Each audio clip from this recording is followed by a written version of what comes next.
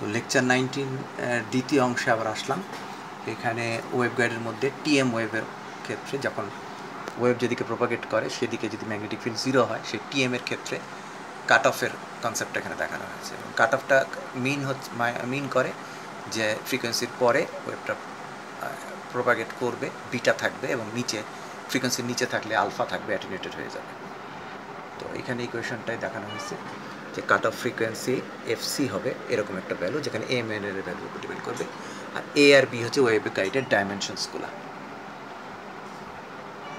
তো এখানে দুটো রিলেশন দেখানো হয়েছে যে কাট অফের আগে কী হবে, কাট অফের পরে কী হবে।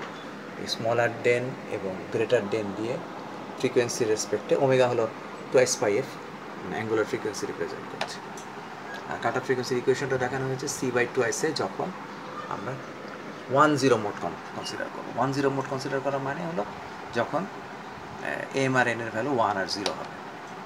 এবং কাট অফের এখানে একটা গ্রাফিক্যালি দেখানো হয়েছে যে ফ্রিকোয়েন্সির আগে প্রোপাগেট করছে না, তারপরে প্রোপাগেশন করছে, ডটেড লাইন দিয়ে এই জিনিসটা কাট অফের আগে এবং পরে দেখানো হয়েছে।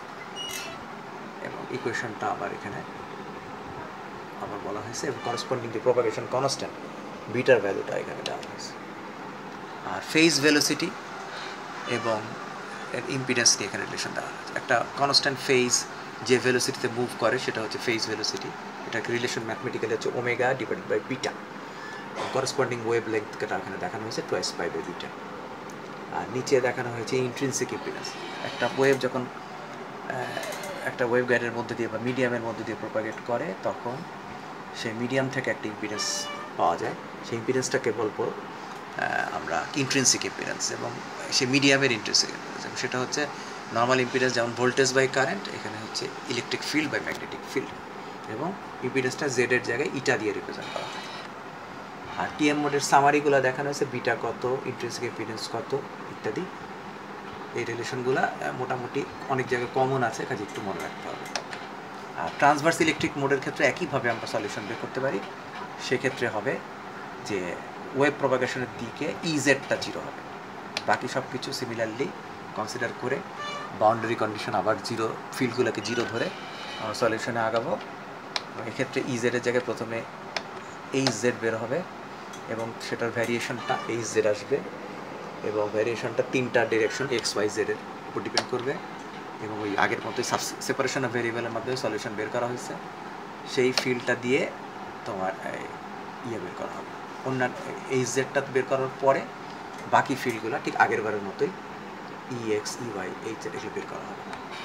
তারপর কাট অফের ছবিটা একই, তারপর ডমিনেন্ট মোডও একই জিনিস, যে মোডটা সবচেয়ে সর্বনিম্ন কাট অফ ফ্রিকোয়েন্সি থাকবে সেখান থেকে আসবে। আর এটার সামারি ইকুয়েশনগুলো দেখানো হয়েছে।